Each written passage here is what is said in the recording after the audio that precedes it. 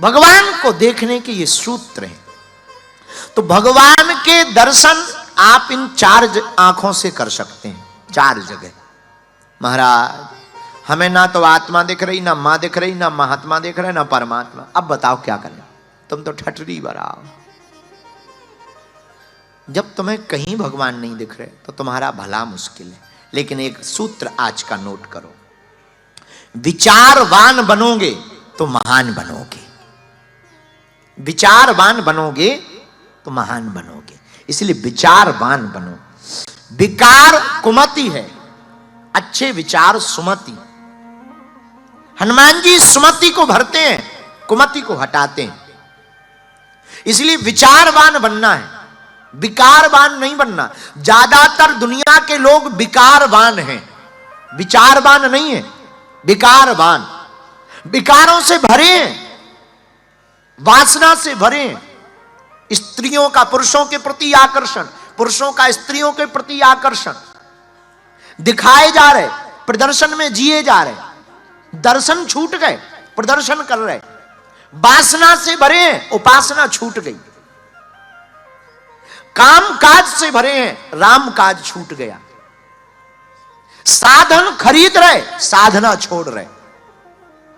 हम विचारवान नहीं है, विकारवान है।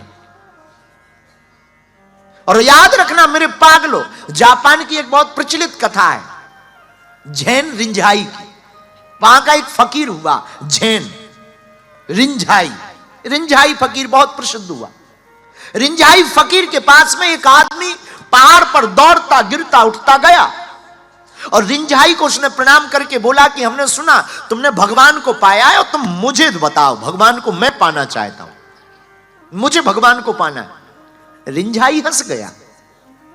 वो पागल था, बाबरा था, बोले मुझे बताओ सत्य को कैसे जानूं। उस आदमी ने कहा रिंझाई मैंने सुना तुम फकीर हो पहुंचे हुए, मुझे बताओ मैं सत्य को कैसे जानूं, मुझे बताओ मैं बुद्धत्व को कैसे जानूं, मुझे बताओ मैं परमात्मा को कैसे पाऊं, मुझे बताओ मैं आनंद को कैसे पाऊं, मुझे बताओ मैं प्रभु को कैसे पाऊं। रिंझाई मुस्कुराया, बोले शांति तो रख, पहले थोड़ा चाय तो पी ले। इतना लंबा चल के आया, जरा ठहर भाई, इतनी जल्दी चाय पी। रिंझाई ने अपने हाथों से चाय बनाई, चाय का प्याला लिया, एक कटोरी ली और एक प्लेट में चाय के कप को रखा और रिंझाई पहुंच गया सामने और उसने चाय के प्याले से कप में चाय डालना प्रारंभ किया। आप चौंकेंगे, उसने पूरे कप में लबालब चाय को भरा। तो चाय जब भर गई फिर भी प्याली से डालना बंद नहीं किया, तो चाय कप से ओवरफ्लो करके प्लेट में गिरने लगी। रिंझाई ने फिर भी डालना जारी रखा तो प्लेट भर गई। जो व्यक्ति सामने बैठा था वो देख रहा था, उसे लगा शायद यहां इनकी ऐसी परंपरा होगी कि प्लेट भी भर के दी जाती है और कप भी भर के दिया जाता है। लेकिन जब प्लेट भी भर गई, वो एक एक बूंद करके रिंझाई बड़ी सावधानी के साथ खुशबू लेता हुआ चाय की डाल रहा था। तो उस आदमी ने कहा बस करो, पागल हो क्या तुम? हमने तो सुना था कि तुम बहुत पहुंचे हुए आदमी हो।